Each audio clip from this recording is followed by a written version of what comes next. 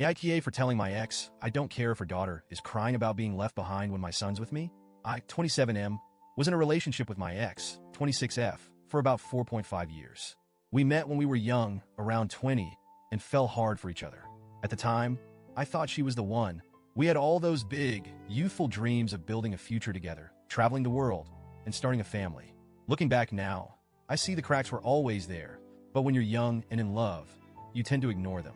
About 2 years into our relationship, we had our son, who is now 6.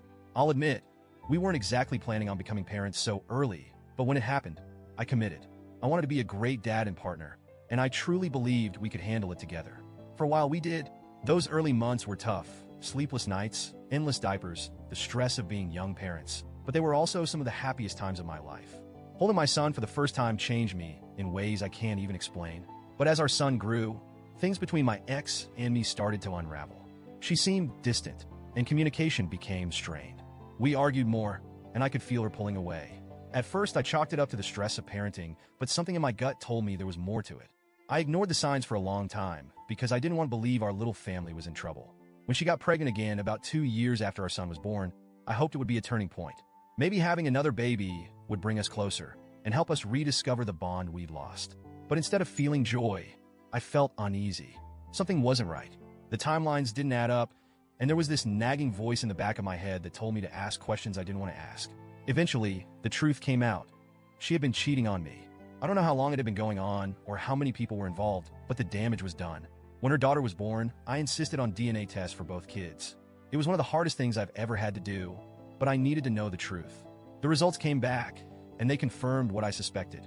My son was biologically mine, but her daughter wasn't. Seeing it on paper made it all feel so final. I remember sitting in my car after getting the results, just staring at the envelope and feeling this mix of relief, anger, and heartbreak. Relief that my bond with my son was real. Anger at my ex for betraying me and putting me in this position. Heartbreak for the life I thought we were building together that was now gone. We broke up shortly after that. I fought hard for 50-50 custody of my son because I wanted to be in his life as much as possible. My ex and her family begged me to stay involved with her daughter too. They argued that the kids deserved to grow up together and that I had already been a father figure to her during her pregnancy and her early months. But I couldn't do it. It wasn't just about the betrayal, though that was a big part of it. It was also about boundaries. I knew I didn't have the emotional capacity to be a father to a child who wasn't mine, especially after everything that had happened.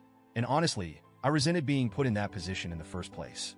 My ex made her choices, and I didn't think it was fair for me to bear the consequences of them. To be clear, I never went out of my way to be cruel or dismissive. I told my ex firmly, but politely, that I wouldn't be involved in her daughter's life.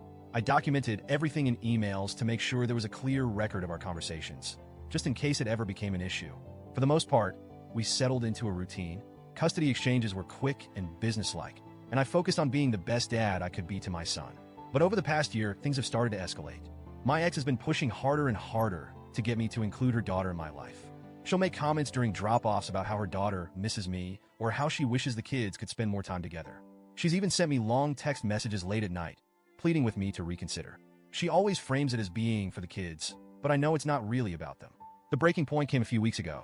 We were doing a custody exchange at a local park, and she approached me while I was helping my son into the car. She was holding her daughter's hand, and I could tell she had been crying.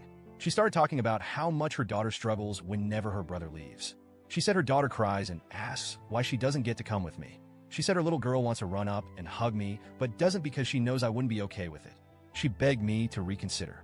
She said, "I know I messed up, but she didn't choose this. Can't you see her as your son's sister and love her for his sake? If not for hers." I won't lie. Hearing her say that hit me hard. I'm not some emotionless monster. I felt for her daughter. I really did. But at the same time, I knew I couldn't give my ex what she wanted. I've been clear about my boundaries from day one, and I wasn't going to let her guilt me into changing them. So I told her, as calmly as I could, that I didn't care. I said, I didn't make her daughter, and I'm not going to be responsible for raising her. You need to put that energy into finding her real father and leave me alone. Then I got in my car and drove away. Since then, things have blown up.